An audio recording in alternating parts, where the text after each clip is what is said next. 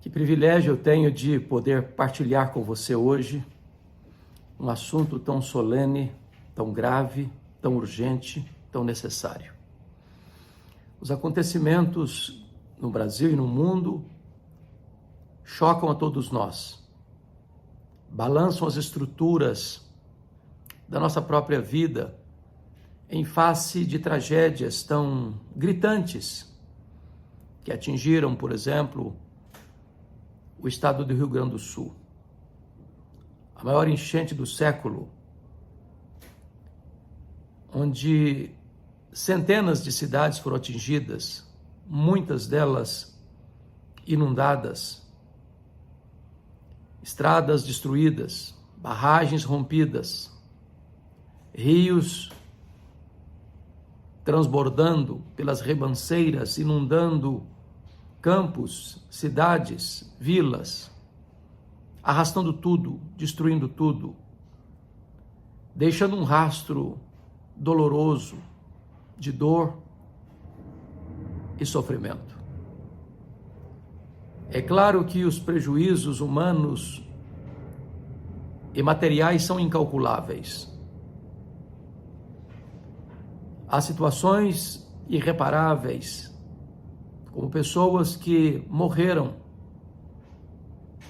completamente arrastadas pelas enxurradas barrentas, vendo suas casas construídas com suor e lágrimas sendo destruídas em questões de minutos, sonhos que se chocaram com esta dura realidade.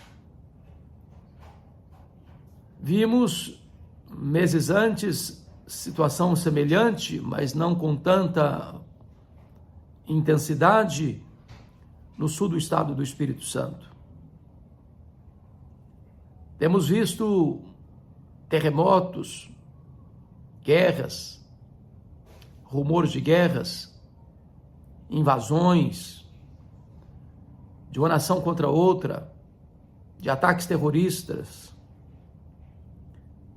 de situações que nos remetem necessariamente à questão escatológica, ao que nós chamamos dos sinais eloquentes da segunda vinda de Cristo.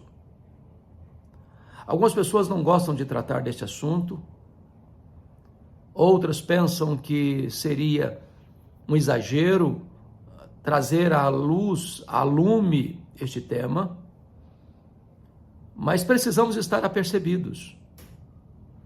E no sermão profético de Jesus, ele trata da matéria. Vale destacar que há mais profecias sobre a segunda vinda de Cristo do que sobre a primeira. Como todas as profecias relativas à primeira vinda se cumpriram, e se cumpriram literalmente, nem um tio, nem uma vírgula deixou de se cumprir. Precisamos também ter convicção de que os sinais da segunda vinda se cumprirão, literalmente. O Senhor Jesus não marcou datas e nos proibiu de marcar datas. Todos aqueles que marcaram datas para a volta de Jesus fracassaram e hão de fracassar. Não acreditem naqueles que dizem, eu sei quando ele vai voltar. Daqueles que já marcaram datas e caíram no ridículo e tentaram se explicar depois, mas não saíram do ridículo.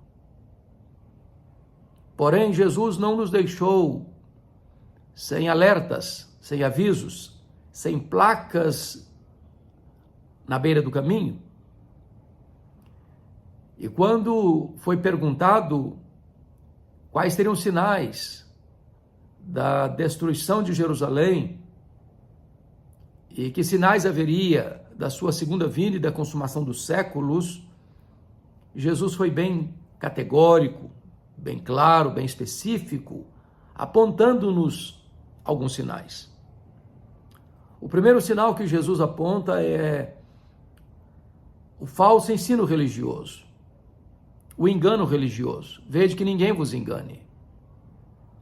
E Jesus alertou que haveria falsos profetas, falsos mestres, falsos apóstolos, falsos cristãos, falsas igrejas, falsas doutrinas, para enganar, se possível, os próprios eleitos. É claro que os eleitos não podem ser enganados, mas esta onda da religiosidade forânea às Escrituras, que torcem as Escrituras, que negam a veracidade das Escrituras, encontram espaço todo dia, toda hora, e a cada dia 5 novas religiões surgem no mundo.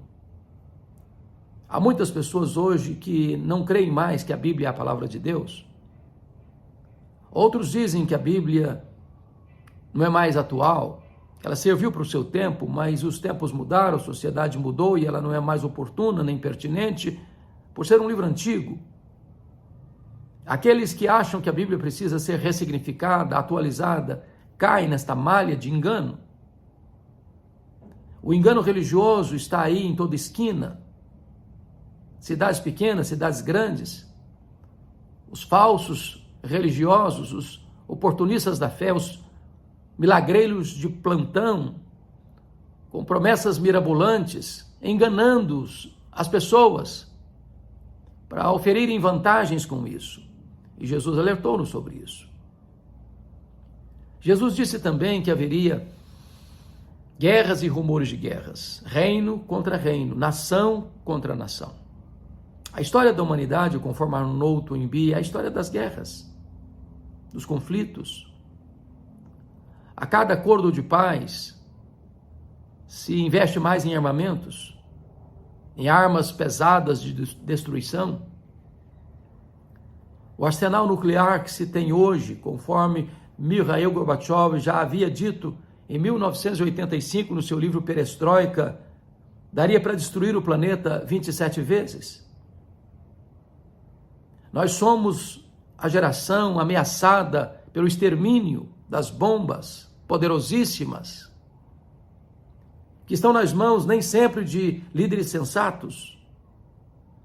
Precisamos estar apercebidos. Temos visto guerras étnicas, guerras tribais, guerras religiosas, guerras ideológicas, guerras por motivos econômicos. Só no século XX nós tivemos 2 grandes guerras mundiais, 1914, 1918, Primeira Guerra, com 30 milhões de pessoas ceifadas. Em seguida, a Segunda Guerra Mundial, 1939 a 1945, com mais de 60 milhões de pessoas ceifadas. A truculência, o desamor, a destruição.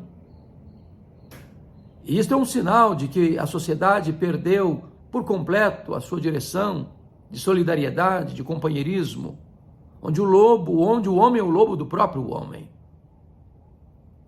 Mas Jesus falou também de terremotos em vários lugares. E os terremotos sempre existiram, mas o que é digno de destaque é que quanto mais o tempo avança, eles mais se multiplicam e mais dramáticos se tornam. As enchentes, os tsunamis, as tempestades, as cidades inundadas, os rios transbordando, as barragens rompidas, as inundações. Isso não é apenas um fato natural, isso tem também ligação direta com o alerta que Jesus nos deu sobre a sua segunda vinda. Talvez hoje mais consternados estejamos com essa grande tragédia que desabou sobre o estado do Rio Grande do Sul. Mais de 300 cidades atingidas, dezenas e dezenas de cidades inundadas, casas destruídas, comércio colapsado, abastecimento de água e alimento completamente colapsado. E vemos uma situação dramática, desesperadora, de tanta gente que perdeu a vida e de tantos que perderam tudo que possuíam, de um dia para outro, vendo seus sonhos sendo arrastados água abaixo, e ao mesmo tempo, enquanto um estado chora, outro estado promove uma festa, um show, marcado pelo ocultismo, pelo satanismo, pela desfaçatez moral, sob os aplausos de uma das emissoras que transmite este show numa hora em que a nação deveria estar chorando e se solidarizando com seus compatrícios que estavam morrendo e perdendo tudo que tinham. Vivemos essa esquizofrenia moral, essa indiferença emocional,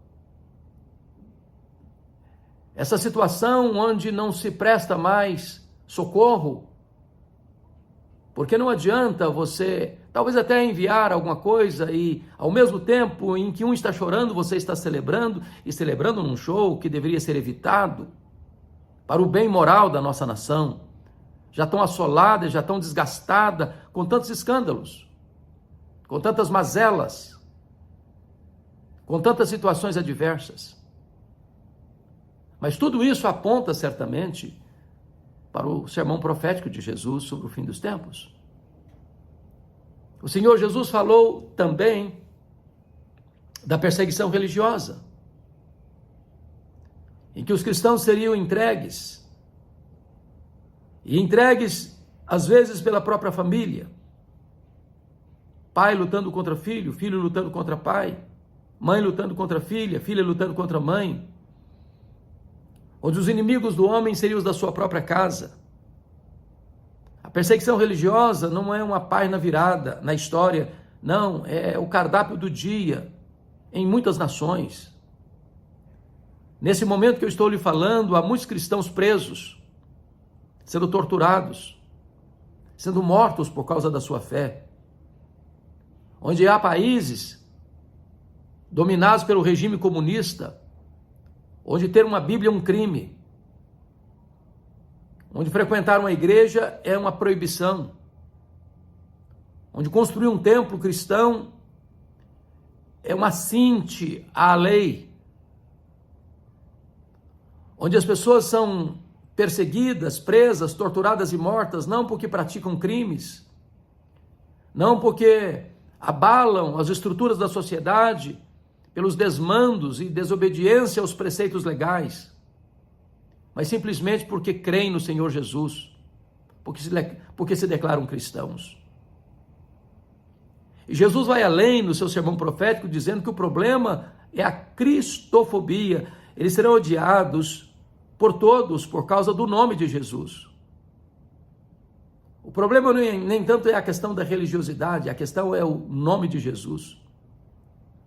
E nós vivemos essa sociedade que, disfarçada ou declaradamente, professa essa cristofobia, onde os cristãos são escarnecidos, zombados, onde a fé cristã é enxovalhada, onde se faz gracejos, motejos e zombarias da fé cristã, onde a Bíblia, a palavra de Deus, tem sido proibida de entrar em bibliotecas, onde, em alguns lugares, nem mesmo numa prisão se pode mais pregar o Evangelho. E fica claro, fica evidente, que as loucuras, as mais absurdas, podem ser claramente divulgadas, mas falar do nome de Jesus é uma proibição radical. Isso aponta para a segunda vinda de Cristo. Mas ainda, Jesus alertou que nos últimos dias haveria o esfriamento do amor por se multiplicar a iniquidade. Nós vivemos uma Sodoma e Gomorra na nossa cultura. Nós vivemos uma inversão de valores, onde se aplaude o que se deveria ter vergonha e se proíbe aquilo que deveria ser aplaudido. A pirâmide está de ponta cabeça, a sociedade está pelo avesso, os valores foram invertidos. Chamam luz de trevas e trevas de luz, o doce de amargo e o amargo de doce. E certamente, esse esfriamento do amor gera essa sociedade indiferente, narcisista, materialista, consumista, que olha apenas para o seu umbigo, que faz festa e faz show quando os outros estão chorando, que promove encontros que se gastam milhões e milhões de reais para um artista que é declaradamente uma pessoa ocultista e que traz desvalores que arruinam a vida dos nossos jovens. Enquanto esses recursos poderiam ser muito bem usados para socorrer aqueles que estão perdendo suas casas, seus bens, seus filhos. O esfriamento do amor leva a esta postura de indiferença e de desamor. Mas ainda Jesus alertou sobre a questão da apostasia. A apostasia é uma realidade hoje, nua, crua, onde muitas igrejas, outrora fiéis, abandonaram o verdadeiro evangelho, onde tantas igrejas flertaram com o liberalismo teológico, não crendo mais que a Bíblia é a palavra de Deus, adotando uma outra agenda social, política, ideológica, deixando de pregar o puro e simples evangelho de Jesus Cristo. Seminários que outrora formaram teólogos, missionários e pastores, hoje tomados de assaltos pelo liberalismo, promovem ceticismo, incredulidade. O liberalismo não começa nos bancos da igreja, começam na cátedra, da cátedra descem aos púlpitos e dos púlpitos matam as igrejas. Posso lhe garantir que qualquer igreja que subscreve o liberalismo assina no mesmo dia o seu atestado de óbito. Você olha para a Europa, você olha para a América do Norte, você olha para os outros continentes, você olha para o Brasil e você vê os efeitos danosos, deletérios, devastadores do liberalismo teológico. Denominações minguando, desidratando, murchando. E ninguém acorda, ninguém para refletir que a decisão foi tomada na contramão da verdade, da instrução que Deus nos dá em sua palavra. Não há retorno. Assodadamente as pessoas caminham rumo ao abismo, de olhos fechados. Porque trocaram o evangelho por um outro evangelho, um evangelho híbrido, um evangelho social, um evangelho sem cruz, um evangelho sem o poder do Espírito Santo. Mas o Senhor nos alertou ainda sobre a questão do levantamento do anticristo. O homem da iniquidade, o iníquo, o filho da perdição, aquele líder que será levantado e recebendo todo o poder e autoridade de Satanás. E diz a Escritura, lá em Apocalipse 13, que todos vão adorá-lo, exceto aqueles cujos nomes estão escritos no livro da vida do Cordeiro. Em outras palavras, Jesus não perderá nem sequer uma de suas ovelhas para o anticristo. Ele vai ser cruel, ele vai ser truculento, ele vai perseguir e matar os santos, os cristãos. Mas na medida em que ele matar os cristãos vão vencer, porque a intenção dele não é multiplicar cadáveres, é promover a apostasia. E o verdadeiro cristão prefere morrer pela sua fé a negar a sua fé em Jesus. Então os cristãos vão vencer o diabo e o anticristo pela palavra do testemunho e o sangue do Cordeiro. O mundo está preparado para a chegada deste líder mundial. O seu número é 666, 666.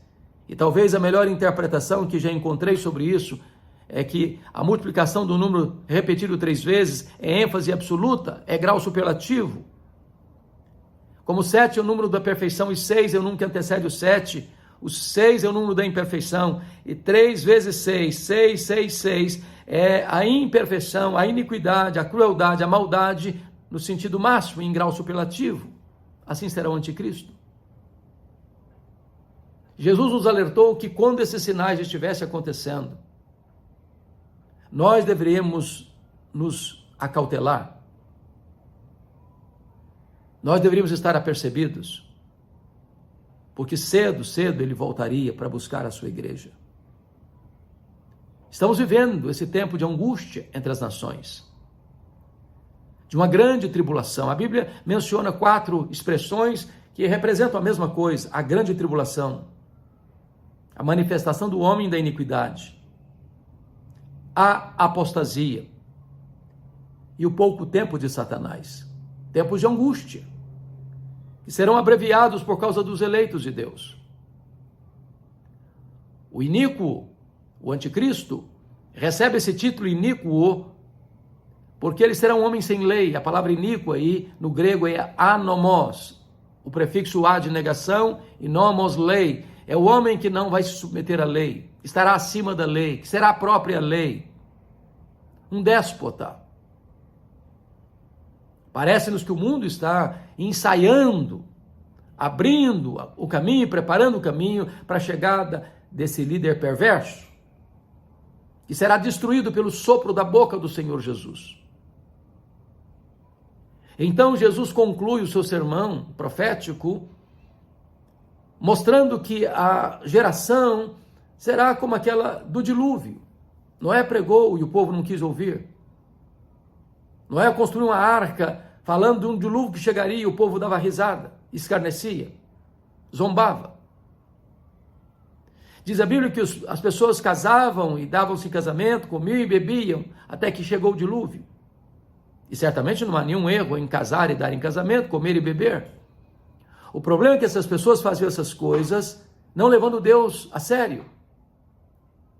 É o secularismo, é o materialismo, onde as pessoas vivem a vida, ganham, compram, vendem, perdem, tornam a ganhar, mas tudo isso sem Deus. E quando aquele dia chegar, essas pessoas serão colhidas de surpresa, porque Jesus voltará. E voltará pessoalmente, visivelmente, audivelmente, repentinamente, inesperadamente, inescapavelmente, vitoriosamente, gloriosamente. Jesus voltará, não mais entrando na história humildemente como fez na sua primeira vinda. Ele voltará em majestade e glória, em grande poder, como Rei dos Reis, como Senhor dos Senhores. E ele voltará para colocar todos os seus inimigos debaixo dos seus pés. Ele vai lançar no lago do fogo o anticristo, o falso profeta, o diabo, a morte, o inferno e todos aqueles cujos nomes não estão escritos no livro da vida. Ele voltará para sentar-se no trono e julgar as nações. Para dizer àqueles que estiverem à sua esquerda, aqueles que zombaram do seu nome, escarneceram da sua graça e rejeitaram o seu convite de salvação: apartai-vos de mim, malditos, para o fogo eterno preparado para o diabo e seus anjos. Mas ele dirá aos que estiverem à sua direita, aos que creram em Jesus, aos que receberam a oferta da sua graça: vinde benditos de meu Pai, entrai na posse do reino que vos está preparado desde a fundação do mundo. E você, crê na segunda vinda de Cristo? Tem estudado sobre esse assunto? Qual foi o último sermão que você ouviu sobre este tema? Pois Jesus voltará. Breve, ele voltará. Você está preparado para aquele grande dia? Você já se rendeu a Cristo, reconhecendo-o como Salvador e Senhor da sua vida? Ainda hoje é tempo oportuno de você se voltar para Deus. O dia é hoje, o tempo é agora. Que Deus abençoe sua vida, para que você não seja pego de surpresa, porque ele vem como ladrão. Ele não fala o dia nem a hora, ele não marca a data. Ele manda: vigiai. Que você e eu possamos